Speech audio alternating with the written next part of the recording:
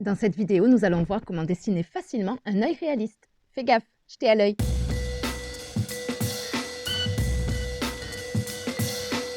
Passage apparemment obligé sur YouTube, je te montre mon œil réaliste. C'est vrai que si tu veux dessiner un portrait, c'est l'élément central. Si le regard est réussi, le reste suivra, alors que l'inverse n'est pas vrai. Je suis Christelle Adam, dessinatrice autodidacte. Je ne te montre pas la meilleure façon de faire, mais tout simplement la mienne. Petit point matériel, cela m'est apparu indispensable quand une amie m'a demandé quelle encre j'avais utilisée pour le joli cul nu de ma précédente vidéo. Donc voici tout ce qu'il me faut pour un dessin en noir et blanc. D'abord mon favori, le pierre noire de Comté à Paris. Il existe en différentes valeurs, mon préféré c'est le 2B. La pierre noire c'est une pierre naturelle comme la sanguine ou la craie blanche. Ensuite les estompes qui permettent de lisser le pigment du crayon pour fondre les niveaux de gris. Ce sont des rouleaux de papier compressés comme tu peux le voir avec celle-ci qui a vécu mais qui me sert toujours. On peut aussi estomper au doigt ou avec un essuie-tout pour les grandes surfaces. La gomme mie-de-pain, ici une neuve, une qui a un peu servi sur un portrait couleur au pastel sec et une qui a fait 2 dessins à 4 en noir et blanc. Elle permet d'enlever le pigment du papier, elle ne l'efface pas, elle le retient, d'où la différence de couleur. Elle sert bien sûr à corriger les erreurs, mais surtout à révéler les volumes. C'est comme une pâte à modeler, on peut lui donner la forme qu'on veut, c'est parfait pour les détails très fins. Mon taille-crayon, c'est du papier de verre à grains fins pour affûter mes crayons, mais aussi mes estompes. Essaie de tailler un rouleau de papier compressé au taille-crayon et tu verras.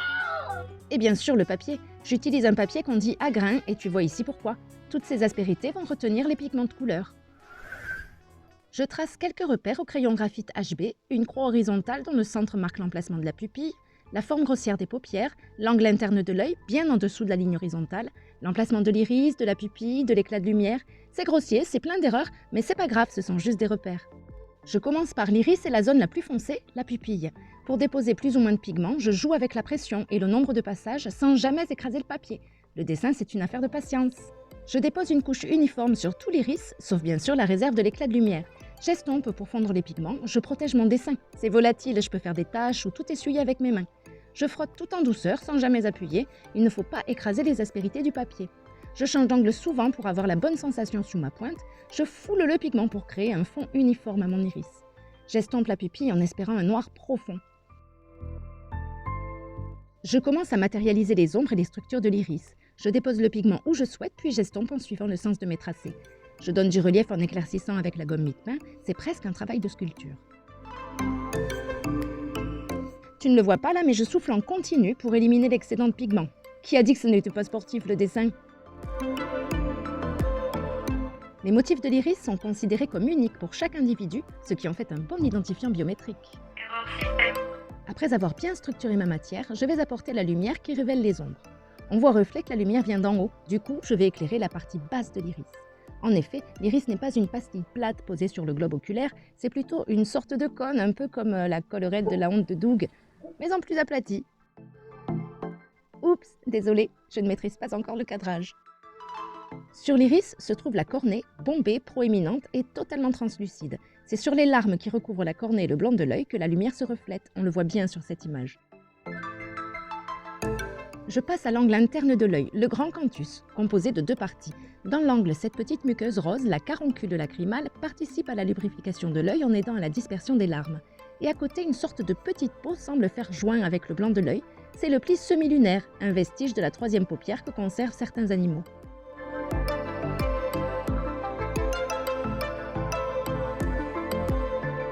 Pour le dessin, j'applique toujours la même technique. Je dépose mon pigment, j'estompe, je relève à la gomme, bref, je sculpte.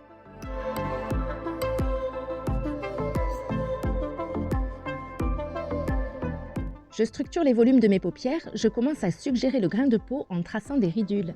Petit à petit, les matières et les volumes apparaissent.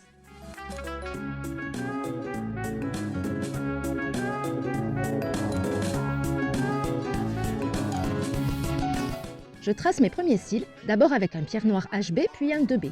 Les cils n'ont pas la même épaisseur, utiliser des crayons de différentes valeurs va te permettre de le suggérer. Il faut un mouvement vif, entraîne-toi avant pour réchauffer ton poignet. Varie les orientations pour que ce soit naturel, ce qui n'est pas vraiment le cas sur mon dessin là. Je dessine le reflet des cils sur l'iris et dans l'éclat de lumière.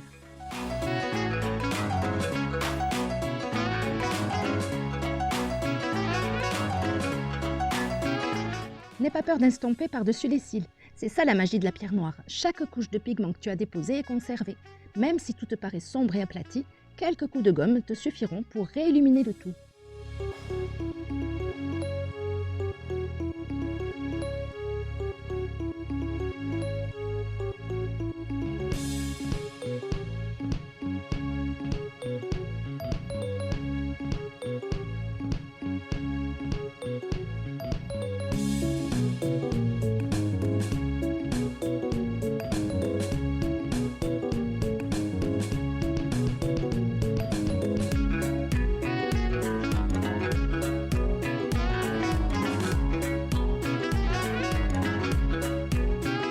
Je travaille le grain de peau, ici c'est dans l'angle que c'est le plus marqué.